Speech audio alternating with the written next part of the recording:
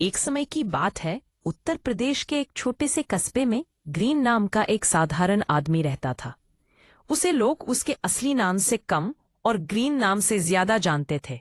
बचपन से ही ग्रीन का हरा रंग पहनने, पौधे लगाने और हरियाली फैलाने का शौक था। उसकी यह विशेषता उसके दोस्तों के बीच उसकी पहचान बन गई और धीरे धीरे ग्रीन नाम से जाना जाने लगा। ग्रीन के पास ज्यादा संपत्ति नहीं थी, लेकिन उसके दिल में ईमानदारी, मेहनत और नेकी भरी हुई थी। ग्रीन की एक ही बेटी थी, आन्या। आन्या उसकी आंखों का तारा थी।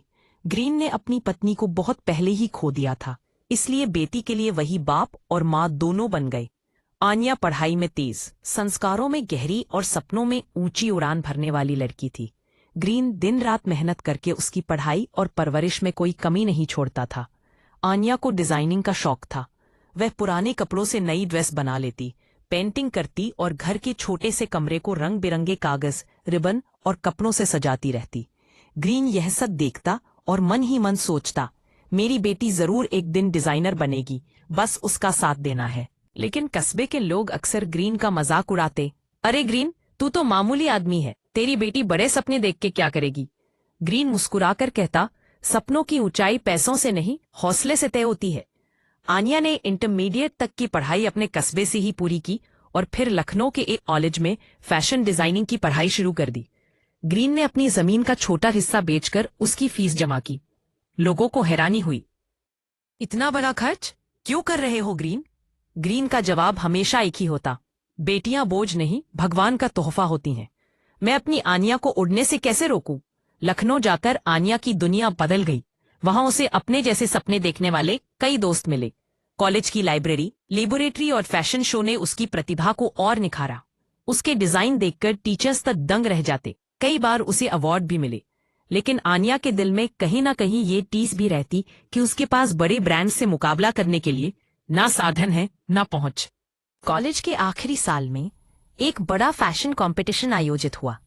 आन्या ने उसमें हिस्सा लिया और अपने गांव की मिट्टी और हरियाली को थीम बनाकर ड्रेस तैयार की।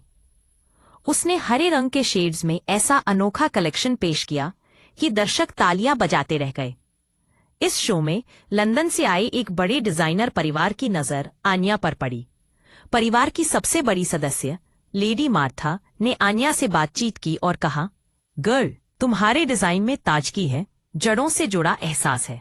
लंदन में भी ऐसी सोच की जरूरत है। आन्या को लगा कि उसका सपना अब सच होने की तरफ बढ़ रहा है, लेकिन उसे यह भी चिंता थी, क्या मैं लंदन जा पाऊंगी? पापा का क्या होगा? ग्रीन ने जब यह सुना तो उसने बेटी से कहा, बेटी, तू चिंता मत कर, तेरा नाम रोशन करना ही मेरी सबसे बड़ी ख्वाहिश है। मैं अकेला रह लूंगा, लेकिन तू अपनी उड़ान मत रोकना। धीरे धीरे आन्या का रिश्ता उस परिवार से गहरा होता चला गया। एडवर्ड, लेडी मार्था का बेटा, आन्या के व्यक्तित्व से प्रभावित हुआ। दोनों की दोस्ती बढ़ने लगी। अनजाने में आन्या ने एडवर्ड को अपना दिल दे दिया। आन्या जानती थी कि उनका परिवार दुनिया के बड़े बड़े डिजाइन हाउसेज में से एक है और वह ग्रीन की साधारण बेटी है। यह फर्क कहीं ना कहीं उसे पीछे हटने पर मजबूर करता था, लेकिन एडवर्ड की नजरों में यह फर्क कोई मायने नहीं रखता था। उसने साफ कहा, आन्या, तुम में वो हुनर है जो लंदन की सबसे बड़ी फैशन रनवे पर भी चमक सकता है। आन्या ने धीरे धीरे एडवर्ड की सच्चाई और उसके समर्थन को महसूस किया। आखिरकार वह दिन आया जब एडवर्ड और उसका परिवार भारत आए। ग्रीन ने उन्हें सादगी से स्वागत किया। लेडी मार्था ने ग्रीन से कहा, आपने अपनी बेटी को बहुत अच्छे संस्कार दिए हैं। हम चाहते हैं कि वह हमारी टीम में डिजाइनर बनकर न आए, बल्कि हमारे परिवार की बहू बनकर आए। यह सुनकर ग्रीन की आंखों से आंसू बह निकले। उसे लगा मानो उसकी मेहनत और भरोसे का फल उसे मिल गया हो।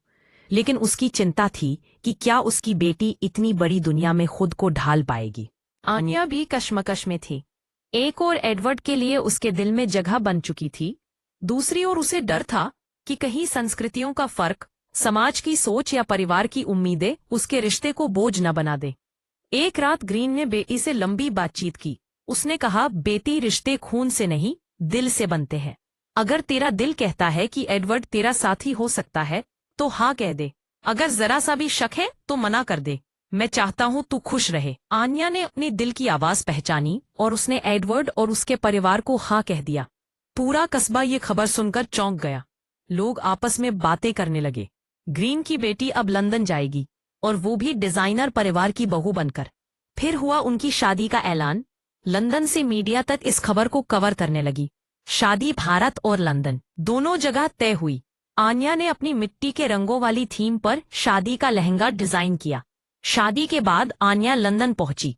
शुरुआत में सब कुछ नया और अलग था, लेकिन एडवर्ड और उसका परिवार हमेशा उसका साथ देते। आन्या ने जल्द ही अपने हुनर से लंदन के डिजाइन हाउस में पहचान बना ली। आन्या ने न सिर्फ अपने सपनों को पूरा किया, बल्कि यह भी साबित किया कि एक छोटे कस्बे से उकी लड़की भी मेहनत और संस्कारों से दुनिया जीत सकती है।